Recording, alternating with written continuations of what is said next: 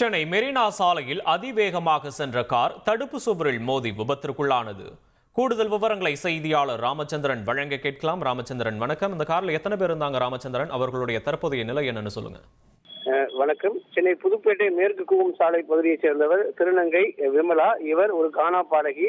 இவரது நண்பர்கள் அருண்குமார், பிரசாந்த், வசந்த் ஆகியோருடன் இன்று அதிகாலை மெரினா காமராஜர் சாலை வழியாக செல்லும் போது காரை அதிவேகமாக இயக்கியதால் காமராஜர் சாலையில் உள்ள தடுப்பு சுவற்றில் மோதி விபத்துக்குள்ளானது. பின்னர் அங்கிருந்த பொதுமக்கள் 108 ஆம்புலன்ஸ் மூலமாக தகவல் தெரிவித்தனர்.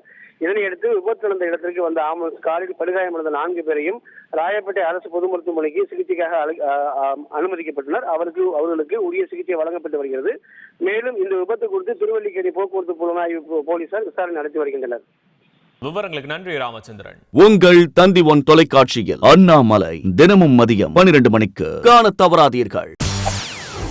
செய்திகளை உடனுக்குடன் தெரிந்து கொள்ள உடனே சப்ஸ்கிரைப் பண்ணுங்க.